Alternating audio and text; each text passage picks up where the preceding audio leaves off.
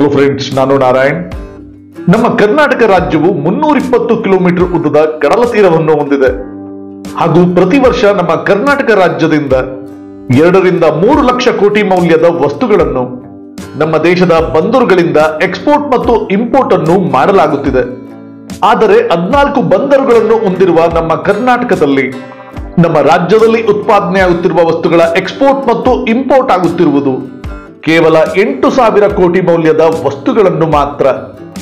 ಅಂದರೆ ಕೇವಲ 2 ರಿಂದ 3% ನಮ್ಮ ರಾಜ್ಯದಲ್ಲಿ ಉತ್ಪಾದನೆಯಾಗುವ ವಸ್ತುಗಳನ್ನು ಮಾತ್ರ ನಮ್ಮ ಕರ್ನಾಟಕ ರಾಜ್ಯದಲ್ಲಿರುವ ಬಂದರುಗಳಿಂದ ಎಕ್ಸ್ಪೋರ್ಟ್ ಮತ್ತು ಇಂಪೋರ್ಟ್ಗಳನ್ನು ಮಾಡಲಾಗುತ್ತಿದೆ. 14 ಬಂದರುಗಳಿರುವ ನಮ್ಮ ಕರ್ನಾಟಕದ ಕರಾವಳಿಯಲ್ಲಿ ನಮ್ಮ ಕರ್ನಾಟಕ ರಾಜ್ಯದಲ್ಲಿರುವುದು ಕೇವಲ ಒಂದೇ ಒಂದು ಮೇಜರ್ ಪೋರ್ಟ್. ಉಳಿದ 13 ಪೋರ್ಟ್ಗಳು ಸಣ್ಣ ಪೋರ್ಟ್ಗಳಾದ ಕಾರಣ ಈ ಪೋರ್ಟ್ಗಳಲ್ಲಿ ಎಲ್ಲಾ ರೀತಿಯ ಪದಾರ್ಥಗಳನ್ನು ಎಲ್ಲಾ ಋತುಗಳಲ್ಲಿಯೂ ಈ ಪೋರ್ಟ್ಗಳಲ್ಲಿ ಕಾರ್ಯನಿರ್ವಹಣೆ ಮಾಡಲು ಸಾಧ್ಯವಾಗುವುದಿಲ್ಲ. ನಮ್ಮ ಕರ್ನಾಟಕ ರಾಜ್ಯದಲ್ಲಿರುವ 13 ಸಣ್ಣ ಬಂದರುಗಳು ಫೇರ್ ವೆದರ್ ಪೋರ್ಟ್ಗಳಾಗಿದ್ದು ಮಳೆಗಾಲದಲ್ಲಿ ಈ ಬಂದರುಗಳಲ್ಲಿ ಕಾರ್ಯನಿರ್ವಹಣೆ ಮಾಡಲು ಸಾಧ್ಯವಾಗುವುದಿಲ್ಲ. ಹಾಗೂ ಈ ಬಂದರುಗಳಲ್ಲಿ ದೊಡ್ಡ ಪ್ರಮಾಣದ ಕಾರ್ಗೋ ಮತ್ತು ಕಂಟೈನರ್ಗಳನ್ನು ಇಳಿಸಲು ಅಥವಾ ದೊಡ್ಡ ಹಡಗುಗಳನ್ನು ತುಂಬಿಸಲು ಸಾಧ್ಯವಾಗುವುದಿಲ್ಲ. ಈ ಸಣ್ಣ ಬಂದರುಗಳು ಒಂದು ರೀತಿ ಸೀಸನಲ್ ಪೋರ್ಟ್ಗಳ ತರದಲ್ಲಿ ಕಾರ್ಯನಿರ್ವಹಿಸುತ್ತವೆ. ಸಣ್ಣ ಹಡಗುಗಳು ಹಾಗೂ ಬಾರ್ಜ್ಗಳನ್ನು ನಿರ್ವಹಣೆ ಮಾಡುವುದಕ್ಕೆ ಮಾತ್ರ ಈ ಪೋರ್ಟ್ಗಳು ಸೀಮಿತವಾಗಿರುತ್ತವೆ. ನಮ್ಮ ರಾಜ್ಯದಲ್ಲಿ ಇಷ್ಟು ದೊಡ್ಡ ಪ್ರಮಾಣದ ಕಡಲ ತೀರವಿದ್ದರೂ ಇದರ ಜೊತೆಗೆ ಇಷ್ಟು ದೊಡ್ಡ ಪ್ರಮಾಣದಲ್ಲಿ ವಸ್ತುಗಳನ್ನು ಎಕ್ಸ್ಪೋರ್ಟ್ ಇಂಪೋರ್ಟ್ ಮಾಡುತ್ತಿದ್ದರೂ ನಮ್ಮ ರಾಜ್ಯದಲ್ಲಿ ಉತ್ಪಾದನೆಯಾಗುವ ವಸ್ತುಗಳ ಎಕ್ಸ್ಪೋರ್ಟ್ ಮತ್ತು ಇಂಪೋರ್ಟ್ ಮಾಡುವ ಕೆಲಸವನ್ನು ನಿರ್ವಹಣೆ ಮಾಡುತ್ತಿರುವುದು ಹೊರ ರಾಜ್ಯಗಳ ಬಂದರುಗಳು. ಗೋವಾ ರಾಜ್ಯದ ಮರ್ಮಗೋವಾ ಬಂದರು, ಮುಂಬೈನ ಬಂದರು, ಚೆನ್ನೈನಲ್ಲಿರುವ ಎನ್ಆರ್ ಪೋರ್ಟ್, ಆಂಧ್ರದಲ್ಲಿರುವ ಕೃಷ್ಣಪಟ್ಟಣಂ ಪೋರ್ಟ್ಗಳು ನಮ್ಮ ರಾಜ್ಯದಲ್ಲಿ ಉತ್ಪಾದನೆಯಾಗುವ ವಸ್ತುಗಳ ಎಕ್ಸ್ಪೋರ್ಟ್ ಮತ್ತು ಇಂಪೋರ್ಟ್ ಕೆಲಸವನ್ನು ನಿರ್ವಹಿಸುತ್ತಿವೆ. ಈ ದೂರದ ಬಂದರುಗಳಿಗೆ ನಮ್ಮ ರಾಜ್ಯದಲ್ಲಿ ಉತ್ಪಾದನೆಯಾಗುವ ವಸ್ತುಗಳನ್ನು ರವಾನೆ ಮಾಡುವುದಕ್ಕಾಗಿ ನಮ್ಮ ರಾಜ್ಯದ ಕೈಗಾರಿಕೆಗಳು ಹೆಚ್ಚು ಬೆಲೆಯನ್ನು ತೆರಬೇಕಾಗುತ್ತದೆ ಹಾಗೂ ಇದರಿಂದಾಗಿ ನಮ್ಮ ರಾಜ್ಯ ಸರ್ಕಾರಕ್ಕೂ ಸಾವಿರಾರು ಕೋಟಿ IGST ಹಣದ ನಷ್ಟವೂ ಆಗುತ್ತಿದೆ. ಈ ಅಸಮತೋಲನವನ್ನು ಸರಿತೂಗಿಸಲು 2018ರಲ್ಲಿ ದಿ ಕರ್ನಾಟಕ ಮೆರಿನ್ ಬೋರ್ಡ್ ಅನ್ನು ಸ್ಥಾಪನೆ ಮಾಡಲಾಯಿತು. 2022ರಲ್ಲಿ ಈ ಬೋರ್ಡ್ನ ಅಡಿಯಲ್ಲಿ ನಮ್ಮ ರಾಜ್ಯದಲ್ಲಿ 4 ಬಂದರುಗಳನ್ನು ಅಭಿವೃದ್ಧಿಪಡಿಸುವ ಕಾರ್ಯವನ್ನು ಕೈಗೆತ್ತಿಕೊಳ್ಳಲಾಯಿತು. ಈ 4 ಪೋರ್ಟ್ಗಳ ಪೈಕಿ ಕೇಣಿ ಬಂದರು all weather deep water multi cargo ಬಂದರಾಗಿದ್ದು ಈ ಪೋರ್ಟ್ ಅನ್ನು ಉತ್ತರ ಕರ್ನಾಟಕ ಜಿಲ್ಲೆಯ ಅಂಕೋಲಾ ತಾಲೂಕಿನ ಕೇಣಿ ಗ್ರಾಮದ ಸಮುದ್ರ ತೀರದಲ್ಲಿ ನಿರ್ಮಾಣ ಮಾಡಲಾಗುತ್ತಿದೆ. 2023ರ ನವೆಂಬರ್ ತಿಂಗಳಲ್ಲಿ ಈ ಕಾಮಗಾರಿಯನ್ನು ಪಡೆದಿರುವ JSW infrastructure company public private ಪಾರ್ಟ್ನರ್ಶಿಪ್ನ ಅಡಿಯಲ್ಲಿ 4,119 ಕೋಟಿಯ ವೆಚ್ಚದಲ್ಲಿ ಈ ಕೇಣಿ ಬಂದರನ್ನು ನಿರ್ಮಿಸುವ ಕಾಮಗಾರಿಯನ್ನು ಕೈಗೆತ್ತಿಕೊಂಡಿದೆ. 30 ರಿಂದ 60 ಮಿಲಿಯನ್ ಟನ್ ಪರ್ ಆನಮ್ ನಿರ್ವಹಣಾ ಸಾಮರ್ಥ್ಯದ ಈ ಬಂದರನ್ನು ನಿರ್ಮಿಸುವ ಕೆಲಸ ಈಗ ಪ್ರಾರಂಭವಾಗಬೇಕಾಗಿದೆ. 500 ಎಕರೆಯಷ್ಟು ವಿಶಾಲವಾದ ಈ ಕೇಣಿ ಬಂದರು ಪೂರ್ಣ ಪ್ರಮಾಣದಲ್ಲಿ ಗ್ರೀನ್ ಫೀಲ್ಡ್ ತರದ ಪೋರ್ಟ್ ಆಗಲಿದೆ. ಅಂದರೆ ಹೊಸದಾಗಿ ನಿರ್ಮಾಣ ಆಗಲಿರುವ ಈ ಬಂದರನ್ನು ಸಮುದ್ರದ ಮೇಲೆಯೇ ನಿರ್ಮಿಸಲಾಗುವುದು. ಅಂದರೆ ಸಮುದ್ರದ ಅಡಿಯಿಂದ ಮರಳು, ಮಣ್ಣು, ಕಲ್ಲುಗಳನ್ನು ತೆಗೆದು ಅವುಗಳನ್ನು ಒಂದು ಕಡೆ ರಾಶಿ ಹಾಕಿ ಒಂದು ಬಂದರಿಗೆ ಬೇಕಾದ ಆಕಾರವನ್ನು ಸಮುದ್ರದಲ್ಲಿ ನಿರ್ಮಾಣ ಮಾಡಿ ಆ ಜಾಗವನ್ನು ಬಂದರಿನ ರೀತಿಯಲ್ಲಿ ನಿರ್ಮಾಣ ಮಾಡಲಾಗುವುದು. ಇದರಿಂದಾಗಿ ಈ ಕೇಣಿ ಬಂದರಿನ ನಿರ್ಮಾಣಕ್ಕೆ ಸಮುದ್ರ ತೀರದಲ್ಲಿರುವ ಭೂಮಿಯ ಅವಶ್ಯಕತೆ ಇರುವುದಿಲ್ಲ. ಈ ಬಂದರಿಗೆ ಸರಕು ಸಾಗಣೆ ಸಾಗಿಸಲಿಕ್ಕೆ ನಿರ್ಮಾಣ ಆಗುವ 4 ಲೇನಿನ ಹೊಸ ರಸ್ತೆ ಹಾಗೂ ಹೊಸ ರೈಲ್ವೆ ಲೈನ್ ನಿರ್ಮಾಣಕ್ಕೆ ಮಾತ್ರ ಅಂದಾಜು 45 ಹೆಕ್ಟೇರ್ನಷ್ಟು ಭೂಮಿಯನ್ನು ಕೇಣಿಯ ಸಮುದ್ರ ತೀರದಲ್ಲಿ ಅಕ್ವೈರ್ ಮಾಡಿಕೊಳ್ಳಲಾಗುವುದು.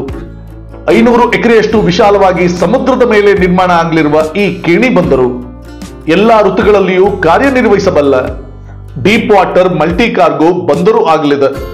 ಈ ಬಂದರಿನಲ್ಲಿ ವಿವಿಧ ಬಗೆಯ ಬಲ್ಕ್ ಮತ್ತು ಮಲ್ಟಿ ಕಾರ್ಗೋ ಸಾಗಣೆಯನ್ನು ಮಾಡಬಹುದಾಗಿದೆ. ಈ ಕೇಣಿ ಬಂದರಿನಲ್ಲಿ ಡೈರೆಕ್ಟ್ ಬರ್ತಿಂಗ್ ನ ಸೌಲಭ್ಯ ಇರಲಿದ್ದು, ಅಂದರೆ ಬಂದರಿಗೆ ಬರುವ ದೊಡ್ಡ ಹಡಗುಗಳು ಯಾವುದೇ ಸಣ್ಣ ಫೀಡರ್ ಬೋಟ್ ಅಥವಾ ಬಾರ್ಜ್ಗಳ ಸಹಾಯ ಪಡೆಯದೆ ಸುಲಭವಾಗಿ ಈ ಬಂದರಿನ ಒಳಗೆ ಬರಬಹುದಾಗಿದೆ. ಇದೇ 2025ರ ಜುಲೈ ತಿಂಗಳಲ್ಲಿ ಈ ಬಂದರಿನ ಜಿಯೋಟೆಕ್ನಿಕಲ್ ಸರ್ವೆ ಮಾಡುವ ಕೆಲಸ ಮುಗಿದಿದ್ದು ಪರಿಸರ ಇಲಾಖೆಯ ಅನುಮತಿ ರೆಗ್ಯುಲೇಟರಿ ಮತ್ತು ಪಬ್ಲಿಕ್ ಇಲಾಖೆಯ ಅನುಮತಿಗಳು ದೊರಕಬೇಕಾಗಿದೆ. ಈ ಅನುಮತಿಗಳು ದೊರೆತ ನಂತರ ಈ ಕೇಣಿ ಬಂದರಿನ ನಿರ್ಮಾಣ ಕಾರ್ಯ ಪೂರ್ಣ ಪ್ರಮಾಣದಲ್ಲಿ ಪ್ರಾರಂಭ ಆಗಲಿದೆ. ಪ್ರಸ್ತುತ ಈ ಬಂದರಿನ ಸಂಪರ್ಕ ವ್ಯವಸ್ಥೆಗೆ ಬೇಕಾದ ರಸ್ತೆ ಮತ್ತು ರೈಲ್ ಮಾರ್ಗದ ನಿರ್ಮಾಣಕ್ಕಾಗಿ ಭೂಮಿ ಸಮೀಕ್ಷೆ ಮತ್ತು ಪ್ರಾಥಮಿಕ ಭೂಸ್ವಾಧೀನ ಪ್ರಕ್ರಿಯೆಗಳು ಈ ಭಾಗದಲ್ಲಿ ನಡೆಯುತ್ತಿವೆ. ಈ ಕೇಣಿ ಬಂದರಿನ ನಿರ್ಮಾಣದ ಕಾಮಗಾರಿಯನ್ನು JSW ಇನ್ಫ್ರಾಸ್ಟ್ರಕ್ಚರ್ ಅವರ ಅಂಗಸಂಸ್ಥೆಯಾದ ಮಸಾದ್ ಇನ್ಫ್ರಾ ಸರ್ವಿಸ್ ಕಂಪನಿ ನಿರ್ವಹಿಸಲಿದೆ. ಕೇಣಿ ಬಂದರಿನ ನಿರ್ಮಾಣ ಕಾರ್ಯ ಇನ್ನಷ್ಟೇ ಪ್ರಾರಂಭ ಆಗಬೇಕಾಗಿದೆ. ಆದರೆ ಸ್ಥಳೀಯ ಕೇಣಿಯ ಗ್ರಾಮಸ್ಥರು ಹಾಗೂ ಸ್ಥಳೀಯ ಮೀನುಗಾರಿಕೆ ಸಮುದಾಯಗಳು ಹಾಗೂ ಪರಿಸರ ಕಾರ್ಯಕರ್ತರಿಂದ ಈ ಕೇಣಿ ಬಂದರಿನ ನಿರ್ಮಾಣ ಕಾರ್ಯಕ್ಕೆ ತೀವ್ರ ವಿರೋಧ ವ್ಯಕ್ತವಾಗುತ್ತಿದೆ. ಇಲ್ಲಿನ ಸ್ಥಳೀಯ ಜನರು ತಮ್ಮ ಜೀವನೋಪಾಯಕ್ಕೆ ಮುಂದೆ ಆಗಬಹುದಾದ ತೊಂದರೆ ಮತ್ತು ಈ ಮಲ್ಟಿ ಕಾರ್ಗೋ ಬಂದರು ಇಲ್ಲಿ ನಿರ್ಮಾಣವಾಗುವುದರಿಂದ ಈ ಭಾಗದ ಕಡಲ ತೀರದ ಪರಿಸರದ ಮೇಲೆ ಆಗಬಹುದಾದ ಪರಿಣಾಮಗಳ ಬಗೆಗಿನ ಆತಂಕದಿಂದ ಈ ಕಾಮಗಾರಿಯ ವಿರುದ್ಧ ಪ್ರತಿಭಟನೆಗಳನ್ನು ಪ್ರಾರಂಭಿಸಿದ್ದಾರೆ.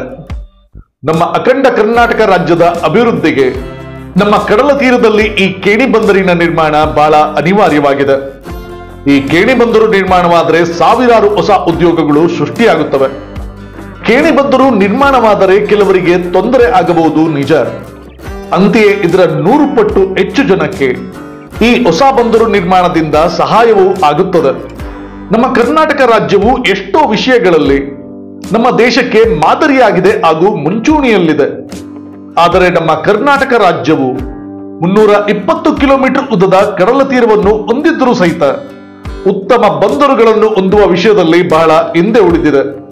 ಇದನ್ನು ಸರಿತೂಗಬೇಕಾದರೆ ನಮ್ಮ ರಾಜ್ಯದ ಕಡಲ ತೀರದಲ್ಲಿ ಹೊಸ ಬಂದರುಗಳ ನಿರ್ಮಾಣ ಅನಿವಾರ್ಯವಾಗುತ್ತದೆ. ಅಂತೆಯೇ ನಮ್ಮ ರಾಜ್ಯ ಸರ್ಕಾರ ಈ ಕೇಣಿ ಬಂದರಿನ ನಿರ್ಮಾಣದಿಂದ ನಿಜವಾದ ತೊಂದರೆ ಅನುಭವಿಸುವವರನ್ನು ಗುರುತಿಸಿ ಅವರಿಗೆ ಹಣದ ಪರಿಹಾರದ ಜೊತೆಗೆ ಅವರ ಕುಲಕಸುಬಾದ ಮೀನುಗಾರಿಕೆಗೆ ಯಾವುದೇ ರೀತಿಯಿಂದಲೂ ತೊಂದರೆ ಆಗದಂತೆ ಅವರಿಗೆ ಪುನರ್ವಸತಿಗಳನ್ನು ಹತ್ತಿರದ ಕಡಲ ತೀರದಲ್ಲಿಯೇ ಕಲ್ಪಿಸಿಕೊಡಬೇಕಾಗುತ್ತದೆ.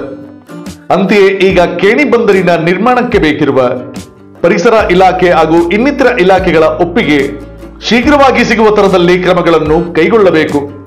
ಮುಂದೆ ನಮ್ಮ ರಾಜ್ಯದಲ್ಲಿ ಉತ್ತಮ ಬಂದರುಗಳು ನಿರ್ಮಾಣ ಆಗಿ ನಮ್ಮ ರಾಜ್ಯದ ಎಕ್ಸ್ಪೋರ್ಟ್ ಇಂಪೋರ್ಟ್ ಬಿಸಿನೆಸ್ ಉತ್ತಮಗೊಂಡರೆ ಇನ್ನು ಹೆಚ್ಚೆಚ್ಚು ಹೂಡಿಕೆಗಳು ನಮ್ಮ ರಾಜ್ಯದಲ್ಲಿ ಪ್ರಾರಂಭವಾಗುತ್ತವೆ. ಹೆಚ್ಚು ಹೂಡಿಕೆಗಳು ಬಂದರೆ ಹೆಚ್ಚು ಉದ್ಯೋಗಗಳು ಸೃಷ್ಟಿಯಾಗುತ್ತವೆ. ನಮ್ಮ ಕರ್ನಾಟಕ ರಾಜ್ಯ ವೇಗವಾಗಿ ಅಭಿವೃದ್ಧಿ ಆಗಬೇಕು ಹಾಗೂ 1 ಟ್ರಿಲಿಯನ್ ಎಕನಾಮಿ GDP ಹೊಂದುವ ಗುರಿಯ ಕಡೆಗೆ ಬೇಗ ತಲುಪುವಂತಾಗಬೇಕು ಎಂದು ಆಶಿಸುತ್ತಾ ನಾನು ನಾರಾಯಣ್. ಸ್ನೇಹಿತರೆ, ನಿಮಗೆ ಈ ವಿಡಿಯೋ ಇಷ್ಟ ಆಗಿದ್ದಲ್ಲಿ ಲೈಕ್ ಮಾಡಿ, ಶೇರ್ ಮಾಡಿ, ಸಬ್ಸ್ಕ್ರೈಬ್ ಮಾಡ್ಕೊಳ್ಳಿ. ಮತ್ತೆ ನಿಮ್ಮ ಅನಿಸಿಕೆ ಅಭಿಪ್ರಾಯನ ಖಂಡಿತ ಕಮೆಂಟ್ ಬಾಕ್ಸ್ ಅಲ್ಲಿ ತಿಳಿಸಿ. ನಮ್ಮ ಈ ವಿಡಿಯೋನ ಇಲ್ಲಿವರೆಗೂ ನೋಡಿದ್ದಕ್ಕೆ ಥ್ಯಾಂಕ್ ಯು, ಧನ್ಯವಾದ, ನಮಸ್ಕಾರ.